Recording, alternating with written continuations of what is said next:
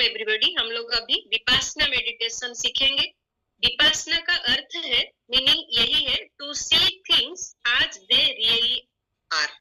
जो जैसा है उसको ऐसे पहचानना और समझ पाना विपासना है। और ये one of the ancient technique of meditation. और इसे हमारे गौतम बुद्ध जो थे, बौद्ध धर्म का जो एक्सपाउंडर है गौतम बुद्ध, ये ध्यान इनिशिएट किए थे। वो अपने 60 डिसाइपल को ये सिखाए थे और बोले थे कि आप इसको सारा विश्व में स्प्रेड करो। तो फिर ये इसका हिस्ट्री यही है, ऐसे स्प्रेड होता हुआ वो अभी तक भी चला आ रहा है। और ये एक माइंडफुलनेस मेडिटेशन भी हम बता सकते हैं।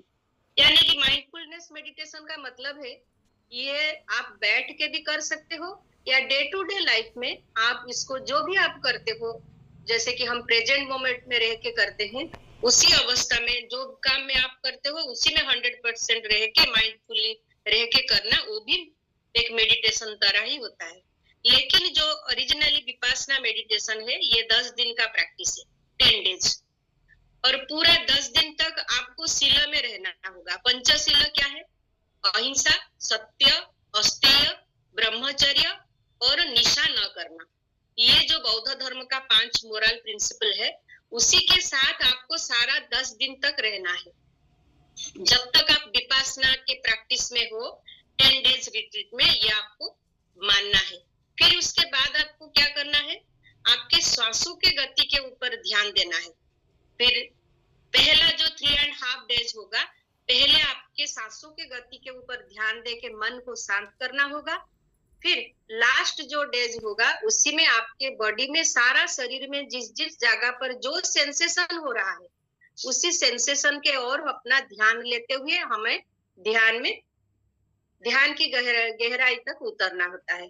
तो ये विपासना का जो प्रैक्टिस है, it is a journey of self discovery and presence and opportunity to experience for oneself the truth of the ancient teaching.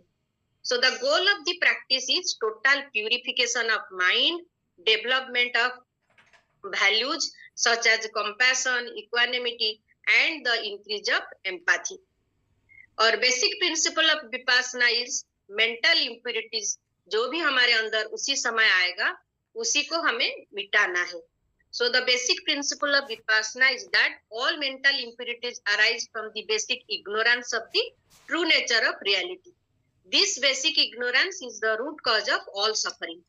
तो हमने पतंजलि योग सूत्र में भी यही पढ़ा, इग्नोरेंस, अविद्या